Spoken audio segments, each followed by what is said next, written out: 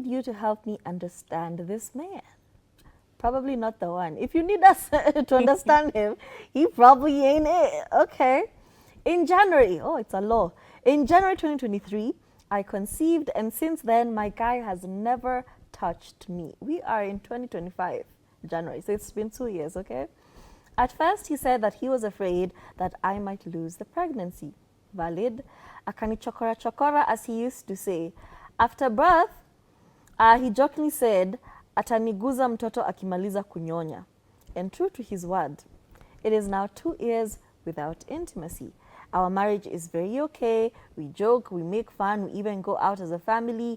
He provides everything as the man of the house. I once used to be very bitter because of not having intercourse, but since ni toy from my mind, I now take him more as a brother than a husband. Does this happen elsewhere? Kana ishi ne goma, speaking in Spanish. Most of the time, we are usually together, and whenever he goes out, he leaves his phone in the house, and also we have they have access to each other's house, so I'm ruling out cheating.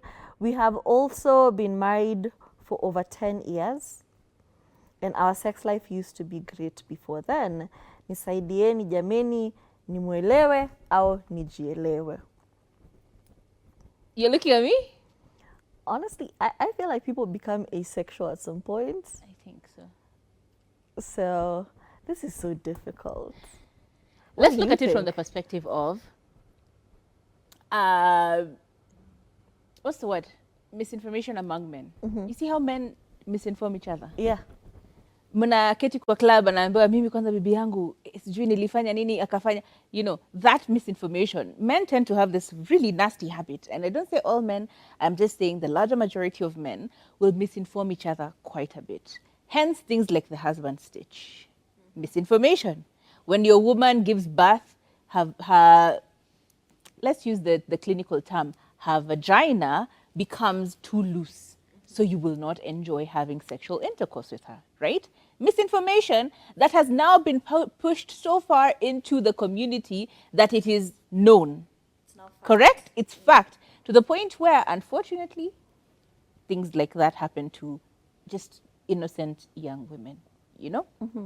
Other facts. You must have a second wife. Bibi wa kwanza ni wa ushago, wa pili ni city girl. Again, information that has been passed on from man to man to man to the point where it's norm. That a person like King Busy can sit down today, the year 2025, the year of our Lord, and say he has one petite shorty, but he needs to have another thick, another big chick, a chick with a big bunda, you know? The soul, so that he has satisfaction in his life. As if the women have no say in it. He is picking you, I choose you, you know? And other forms of misinformation like that. But the biggest one you find is especially when it comes to childbearing and women who have just given birth. There is a lot of misinformation. Misinformation about the breast milk, you know? You find some men say it's nutritious for the child and therefore it should be nutritious for me. But is that true really? No. As the child is suckling on the milk from the mom, chemical signals are sent to her body to make sure that the nutrients that are put in that batch of milk have the minerals essential for this child on that day during that time. True or false? True. And so when a man is suckling on your prostate and taking that milk from your child, what chemical signals are being sent to this woman's body? It is the chemical signals of the human man, the human adult man, correct? And these other many, many little lies that men tell each other, you know, because one, you refused to find out. When she was going for those Lamaze classes, when she was going for those, you know, counseling classes that women tend to go for, including at local hospitals now, especially with Linda Mama that used to be, women used to be taken in classes, you're told about, this is where you're at, this is what's happening, this is what, and your husband, your baby father, should have been there for these lessons so that they can learn as well, you know? Things like how to put your baby to sleep, right? You know, if you put them on their back for too long, what's going to happen? Because the brain, the head, and stuff like that. Reasons why you should opt for a C-section over, you know, natural birth.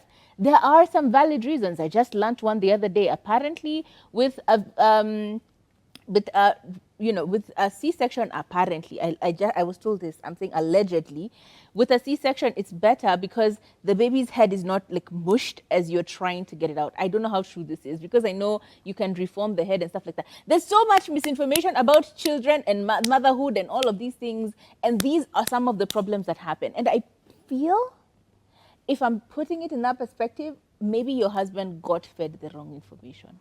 Or sometimes men stop seeing you as a sexual being after you have a child. That's another one. There's that disconnect because the birth does not just happen to you. Nope. It happens to your men as well. Because you've mentioned that other aspects of your life Are have normal. not changed.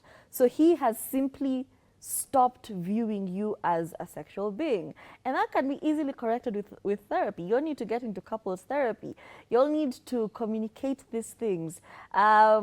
And I'm not blaming anybody because there's no one to blame. And it's very easy to take your side and say, oh, you should look into him more. Oh, maybe he's cheating on you. Maybe he has switched sides or all of these things. Before we point a finger, can we speak to a professional? Can we go to somebody? And I would advise you not to seek a therapist from a spiritual point of view. Yes. I would advise you Clinical. not to go to a church. I would advise you to get a very impartial psychiatrist or therapist and go and see that person and talk to them. Absolutely. I would more so advise you to see a female therapist. Very true. Because there are so many, I don't know, sometimes you're male, very, male doctors have a thing as well. They also have a thing. Especially male OBGYNs. There's something about them that's always just so triggered in, I am a man, I will protect the man. I know exactly what's happening. Because personally, I got the husband stitch because against it was a male my doctor. will. Because it was a male doctor who felt they knew what they needed to do. And it was so painful. It was over 1 year of healing. So honestly, babes, my advice for you is seek counseling. And you're not just you, both of you. Both of like you. the two of you Marriage need to counseling. go into marriage. It's a thing. Non-spiritual, like clinical doctor, marriage counselor. Not You two- church. Not church. Not aligned with your denomination. Not elders. Not old people. There's a reason we are saying this. We are saying this very specifically, Yep. Don't be doing that stuff because there's so many biases that are, as we said, there's so many biases people have. You need someone who is unbiased. They're just here to help you. What's the problem? And to give you solid advice that does not make you feel less woman. And there's so many issues. Guy, Bede Tury has said, "Umeisema vizuri." There is a reason we're telling you specifically not to go into the spiritual realm with this particular matter. Okay? You can pray, it's all good. Moving on swiftly. Hey, I think that one we said very exhaustively. Let's get into something else because I feel like it's time for us to have a conversation about situationships and friendships as we get into 2025. Let's get into it.